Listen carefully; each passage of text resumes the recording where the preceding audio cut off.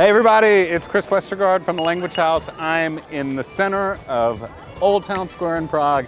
There are tons of people around here. I've got some questions for you teachers. Do you sometimes give directions but your students don't reply? Are your lessons kind of dragging on and not really engaging? Do you put a lot of time into lesson planning and gathering materials but your lessons just don't have that punch? Well, all of these could be related to your teaching voice. In this video, we're going to cover what a bad teaching voice is and how to make it right. We are about a 6-minute walk away from the Language House. Let's head over to the school so I can give you these tips. Yeah, yeah. Yeah, yeah. Yeah, yeah. Yeah, yeah. Yeah, yeah. Your voice is one of the most important tools that you have in the classroom.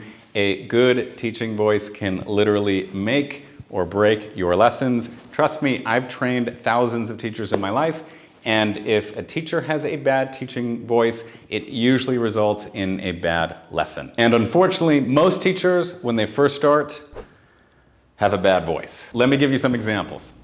The mouse is a teacher who is really insecure with their role in the classroom. They oftentimes approach teaching in a kind of squeamish and skittish way. Can you hear what they're saying? Probably not. They don't really speak that much and they don't really enunciate well. They are very quiet. They don't like interacting with their students, and overall they seem to be a bit afraid. The over-explainer.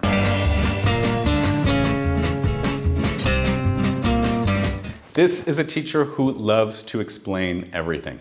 They will tell you what they're going to do, what they did in the past, what they're planning on doing. Now I'm going to pass this out, then we're going to go over this. After that, we're going to take this down, and after those things, we're going to do this, and after these things, we're going to do those things. And the problem is that all of this is just extra language. It doesn't help the lesson at all. It doesn't help with understanding, and it really just leaves the students confused because they don't know what to pay attention to. Eventually, when the students realize that the majority of what you are saying is unnecessary, they just stop listening.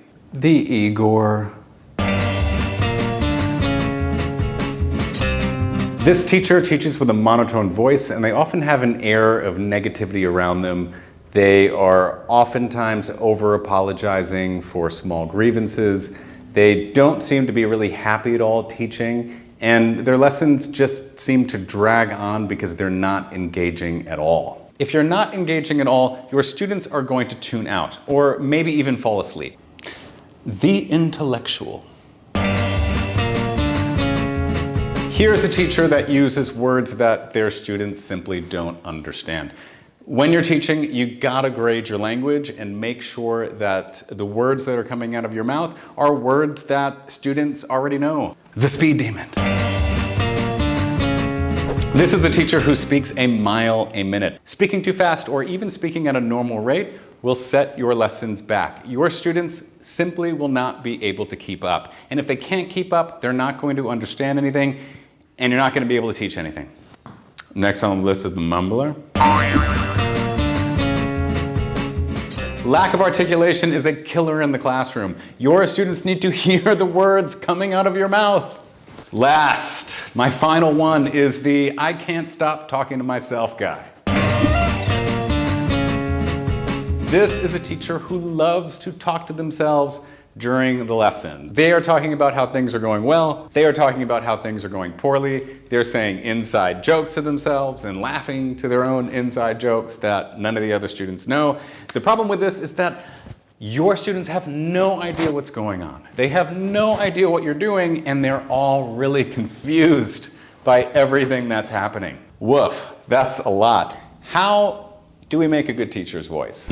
Tip 1, keep your TTT low. Get rid of all of that extra language. As a language teacher, you really shouldn't be speaking that much. Most of what you're doing anyway is eliciting and concept checking your students. So all of that extra language, just throw it out the window. Tip number 2 is to get rid of all of that running commentary. Running commentary is all of those updates that you tell your students, like, now I'm going to pass this out, and then I'm going to write these questions on the board, and after that, we're going to get into groups.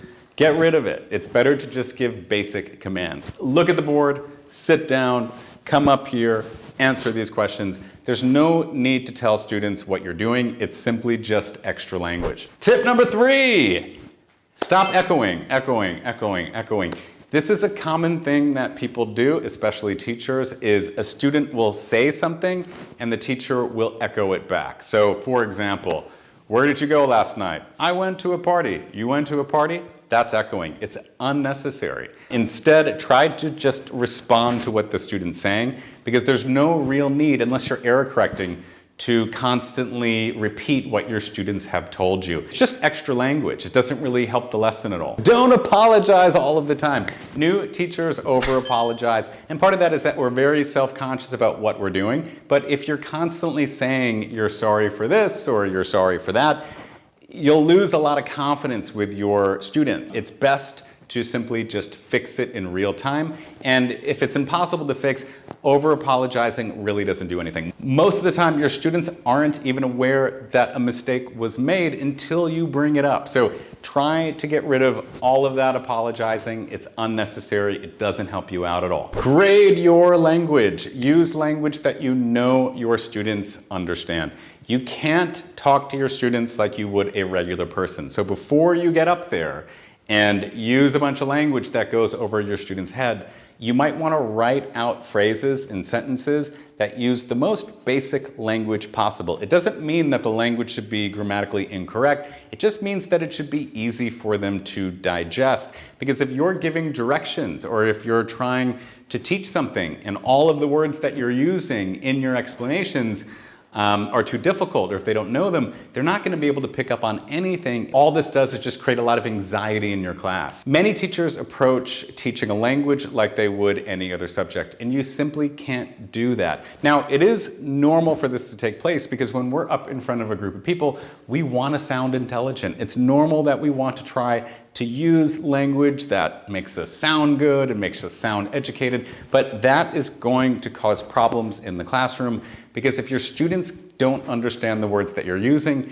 your lessons simply won't work. Learn to control your speed and your clarity. These things can really hurt you in the classroom, and some teachers have a naturally fast voice, and sometimes teachers have an issue with either volume or clarity, but really try to work on it. One thing that can be helpful is try to practice when you're alone in your apartment or somewhere, and try to really speak clearly and slowly. Work on that tone, work on that pace, so that when you get up in front of the classroom, you can do it in a natural way. Oftentimes, if teachers haven't practiced this and they try to do it for the first time in their class, their voice sounds strange. Give yourself a head start with this, practice this before you actually start teaching, and you'll see improvements immediately with just this alone. Put some emotion into your voice. Your voice is one of the most important tools that you have. This is going to be what engages your students. It's going to get them to focus a lot more. So really try to put a little bit of passion into it. If you speak